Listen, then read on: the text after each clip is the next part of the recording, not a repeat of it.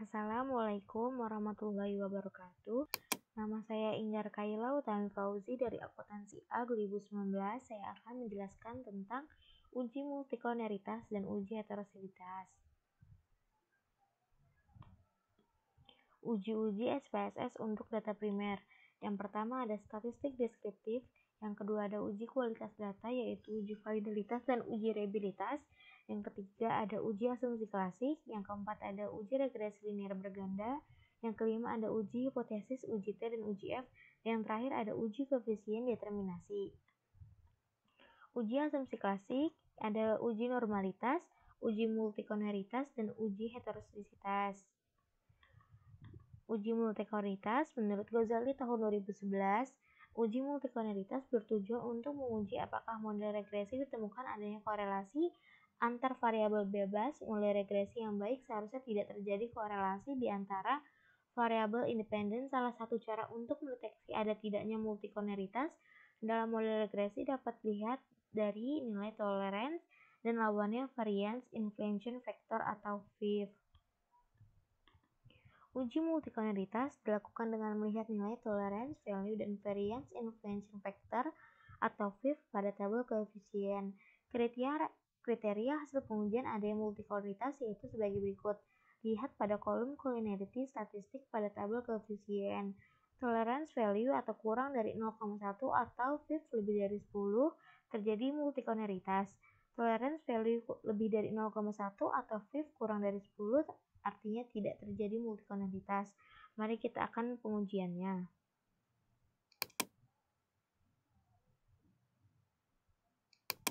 Ini datanya yang sudah saya dapatkan. Kita akan langsung saja kita klik analyze. Kita klik regression linear. Untuk dependennya kita masukkan prestasi praktikum, Kementerian Belajar beserta motivasi berprestasi kita masukkan ke independen. Statistiknya kita pilih collinearity dan covariance matrix. Untuk plots dan save kita kosongin ya. Lanjut oke. Nah, ini dia hasil dari outputnya. Kita akan fokus kepada kolom koefisien. Di koefisien ini ada collinearity tolerance dan VIF.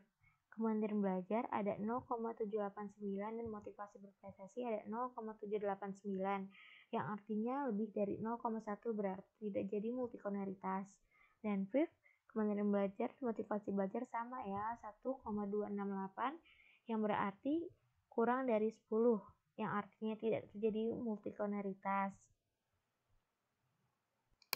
Seperti ini. Lebih dari 10 terjadi multikoneritas atau kurang dari 10 tidak terjadi multikoneritas. Kita lanjut ke uji heterosiditas. Menurut Ghazali tahun 2018, uji heterosiditas bertujuan untuk menguji apakah dalam model regresi terjadi ketidaksamaan variance dari residual satu pengamatan ke pengamatan yang lain. Model regresi yang baik adalah uji homoskedasitas atau tidak terjadi heterosiditas. Uji heterosiditas dengan grafik plot, spread, dan spreadsheet. Pada umumnya model regresi yang baik yaitu model regresi yang terbatas dari masalah heterosiditas. Untuk menguji asumsi heterosiditas dapat menggunakan grafik scatter plot.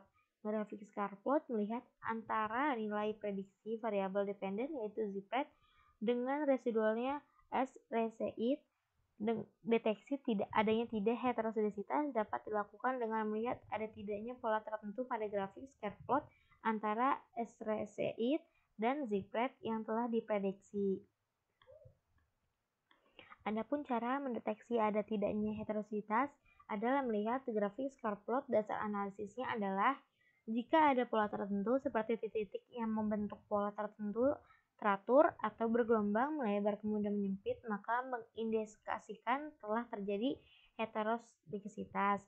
Jika ada pola yang jelas serta titik-titik menyebar di atas dan di bawah angka 0 pada sumbu Y, maka tidak terjadi heterosiditas. Lanjut aja kita buka SPSS untuk pengujiannya. Kita klik analyze, kita klik regression, kita Kita klik linear. Ini sudah ya, kita klik plotsnya. Zip rate-nya kita masukin ke X. Dan trace rating kita masukin ke Y.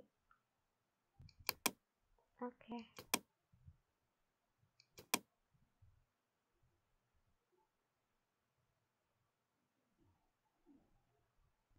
Nah, ini dia hasilnya, sudah keluar ya. Grafik scatter plot ini, titik-titik ini menyebar, yang berarti tidak ada pola yang jelas, berarti tidak terjadi heteroskedasitas, titik tersebar secara tidak jelas. Nih, seperti ini.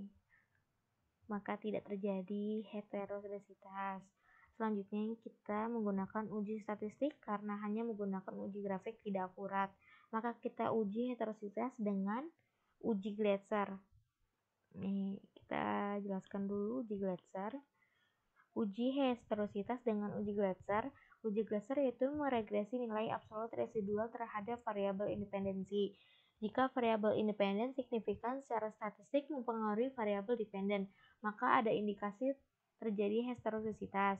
Hasil tampilan output SPSS dengan jelas menunjukkan bahwa tidak ada satupun variabel independen yang signifikan secara statistik mempengaruhi variabel dependen nilai absolut UT atau ABS UT.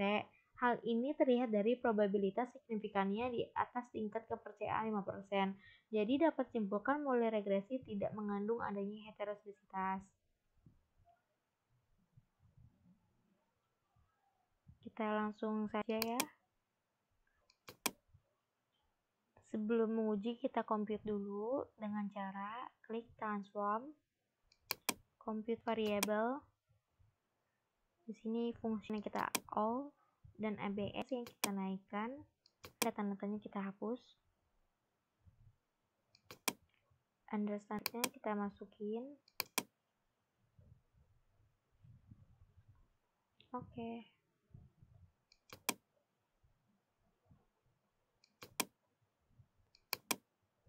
Oh iya, target variabel kita tulis dulu ya. ABS P1. Oke.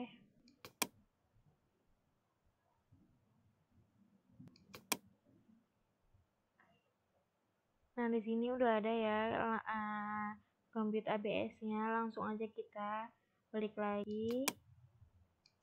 Kita klik analyze, regression, linear.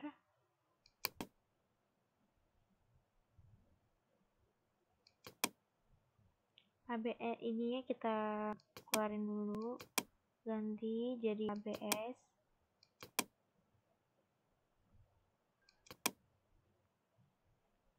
Oke. Ini sudah ada ya.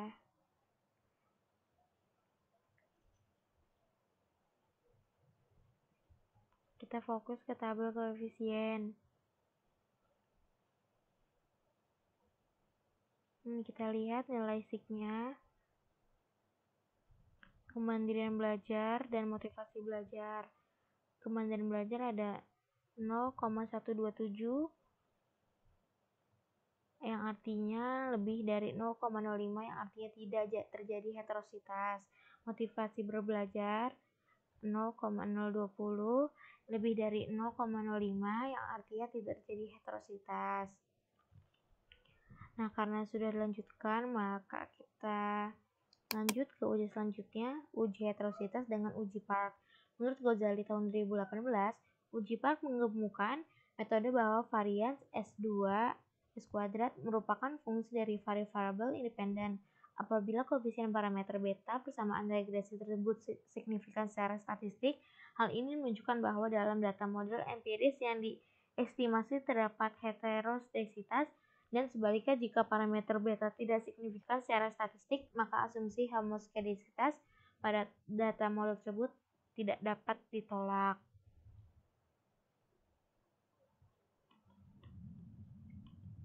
Adapun kriteria uji Park menurut Ghazali tahun 2013 adalah sebagai berikut. Jika nilai probabilitasnya lebih dari 5% atau 0,05, maka dikatakan terjadi gejala heterosklerositas. Jika nilai probabilitasnya kurang dari 5% atau 0,05, maka dikatakan terjadi gejala heterosklerositas.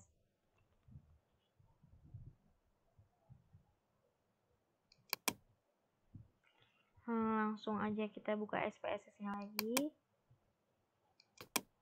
ke variable view.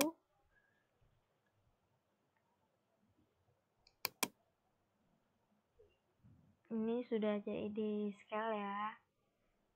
Kita balik data view, kita transform, kita compute variable,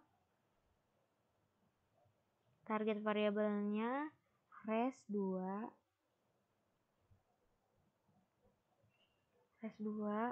fungsinya sama all, dan ABS dimasukkan.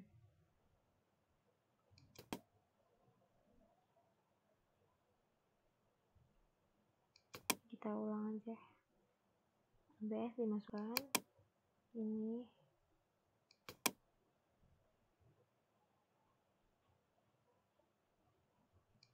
namun ditambahin tanda ini artinya tambah kali dikali dengan understandard dimasukkan. Oke.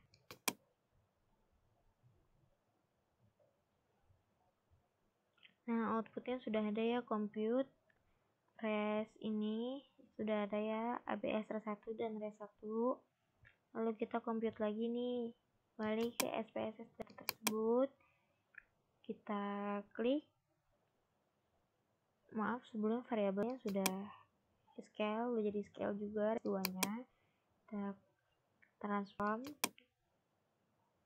compute variabel, target variabelnya jadi L N R S 2.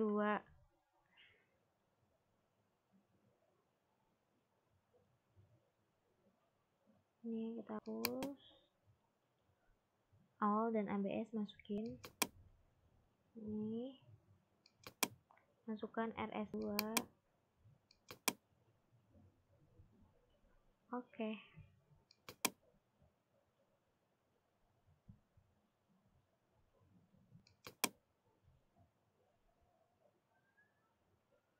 Nah, udah ada di output.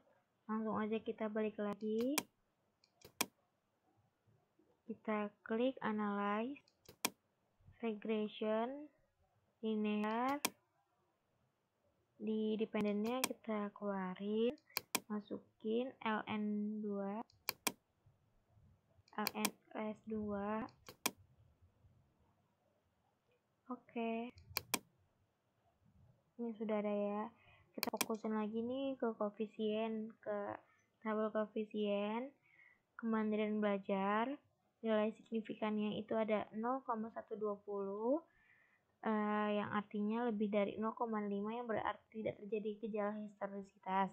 Dan motivasi belajarnya 0,36, sama tidak terjadi gejala heterosklerositas. Sudah saya jelaskan, cukup sekian. Jika ada kesalahan mohon maaf. Sekian dari saya. Wassalamualaikum warahmatullahi wabarakatuh.